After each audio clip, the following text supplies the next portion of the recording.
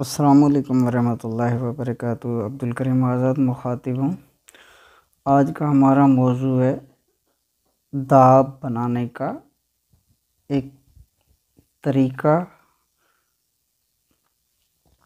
इसमें हमें जो चीज़ें दरकार होंगी कमो बेश 5 तोला धनाब अबरक स्याह जो कि धनाब किया गया हो। तो उम्मीद है कि धनाब को समझ रहे होंगे दोस्त अहबाब। यानी कि धनाब के लिए एक कपड़े की थैली बनाकर फिर इसको पानी में डालकर और हाथों से मसला जाता है, तो वहाँ से कपड़े से गुज़रकर जो अबरक निकल कर पानी में दाखिल होता जाएगा बिल्कुल ही बारीक। तो ऐसे अबरक को अबरक धनाब कहते हैं। तो आजकल तो काफ़ी आसान तराकीब और भी हैं, मुतबादिल ज़राए हैं। जदीद दौर के हिसाब से ग्राइंडर भी किया जाता है तो भी वो बारीक हो जाता है। तो इस तरह फिर पानी में गुसल देकर इसको निकाला जाता है ताकि मट्टी गंद कचरा जो है वो इसमें से निकल जाए। तो इस तरह भी बनाया जा सकता है। तो ये 50 ग्राम लेना है अबरक स्याह और कम बेश 20 ग्राम तक पारा लेना है। और उसके बाद 1 लीटर तेज़ाब गंधक लेना है, यानी कि सल्फ़र का तेज़ाब लेना है। और 1 तामची बर्तन यानी कि ताम चीनी का बर्तन लेना है, या फिर कोई भी मुतबादिल बर्तन हो जो कि एसिड प्रूफ हो, जिसे तेज़ाब ना काटता हो, ऐसा बर्तन लेकर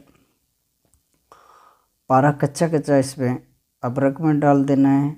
और फिर इसको बर्तन में डालकर, जो कि एसिड प्रूफ बर्तन हो, फिर इसमें थोड़ा थोड़ा तेज़ाब गंधक डालकर इसको हल्की आंच पर पकाया जाएगा।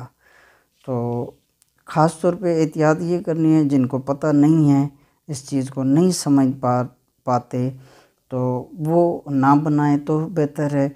और जो इस चीज़ को समझ सकते हों वो बना लें तो कोई हर्ज नहीं, क्योंकि तेज़ाब गंधक जो है ये धुआं बहुत ज़्यादा निकालती है। तो एहतियात के साथ बनाया जाए।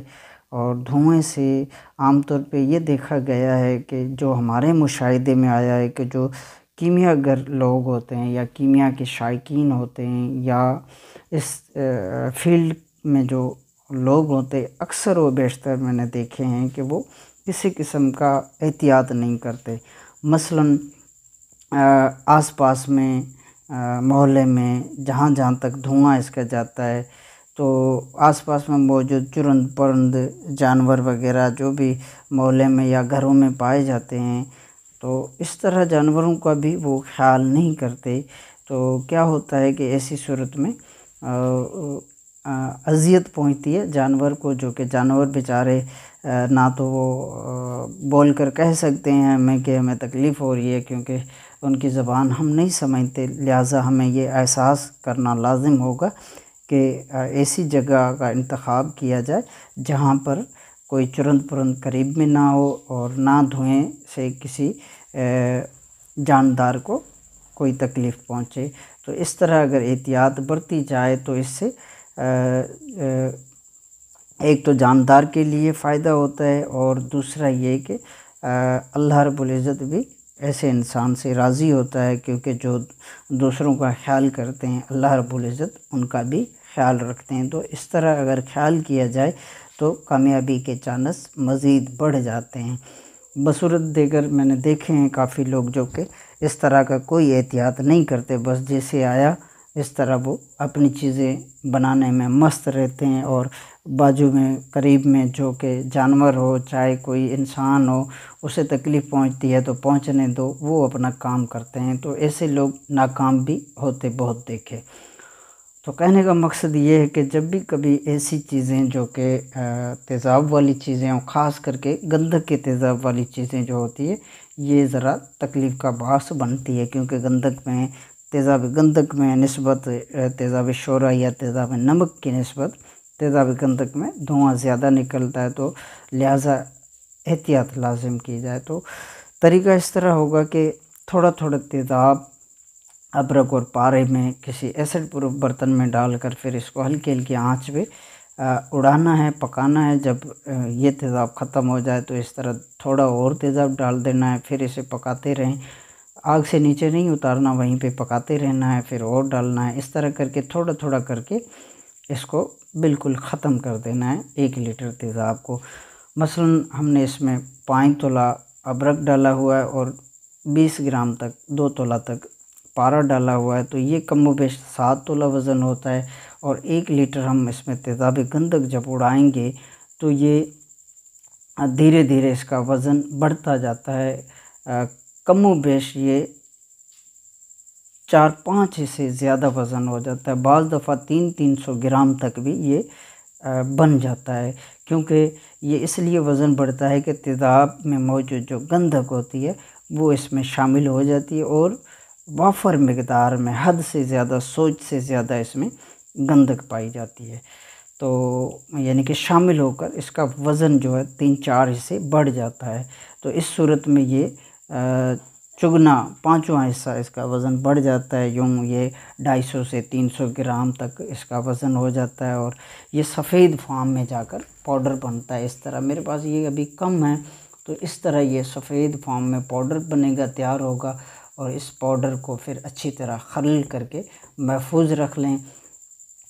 और जब भी कोई रूही चीज़ आपने पकानी हो, मसलन दार चिकना, सिंबल फार या हड़ताल हो गई, शंगरफ हो गई, या चांदी पारे की गिरह हो गई, या नीले पारे की गिरह हो गई जिसमें उड़ान होती है अगर, तो ऐसी सूरत में अगर इसमें निशस्त देकर इसको मखसूस वक्त तक पकाया जाए, ख़ास तौर पे रूही अज्जा में सिंबल फार, रस कपूर, दार चिकना, हड़ताल, शंगरफ, इस तरह की रूही अज्जा जो हैं तो इनको कमोबेश 3 से 4 घंटे तक पकाया जाए तो ये बेहतरीन से बेहतरीन कायमुल नार हो जाती हैं।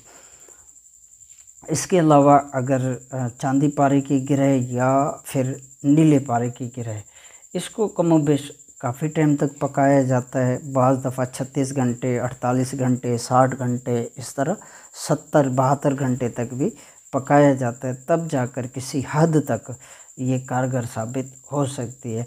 अलबत्ता हमने ज़्यादातर जो है अपनी अद्वियात के लिए रूही अज्जा पका कर देखी हैं, जिसमें सिंबल फार भी पकाया है, दार चिकना भी पका कर देखा है, रस कपूर भी पका कर देखा है, इसी तरह हड़ताल भी पकाई है इसमें, और शंगरफ भी पकाई है।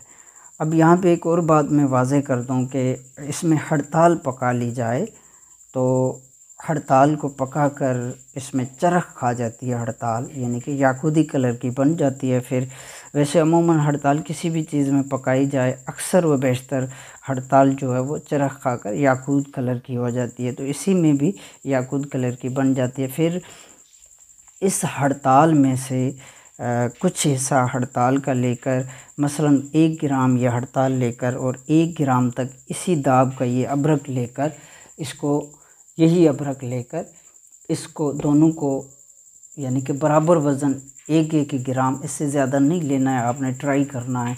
1-1 ग्राम ये अदरक और 1 ग्राम ये पकाई गई हड़ताल लेकर दोनों को खरल करके चांदी के ऊपर तरह करेंगे तो यहाँ पर चांदी 2-3 तेज़ाब तक एसिड प्रूफ हो जाती है। अगर इसी तरह मज़ीद इसके ऊपर मेहनत की जाए, तजुर्बात किए जाएँ, तो मुमकिन है कि ये चांदी फिर आगे जाकर फिर भी तेज़ाब प्रूफ, पुख्ता तेज़ाब प्रूफ बन जाए। तो हो सकता है, मुमकिन है कि वो तेज़ाब एसिड प्रूफ हो जाए। लेकिन मैंने 1 मरतबा करके देखा है, 2-3 मरतबा के तेज़ाब में से ये एसिड प्रूफ हो जाती है। आगे मज़ीद इसके ऊपर मैंने तजुर्बा नहीं किया, लेकिन 1 मरतबा एसिड या 2 मरतबा एसिड से गुज़ारा है, तो ये 1-2 मरतबा तक तो एसिड प्रूफ होती है। मज़ीद आगे कितनी एसिड प्रूफ होगी अल्लाह बेहतर जानता है। आपकी दुआओं का तालिब, अब्दुल करीम आज़ाद।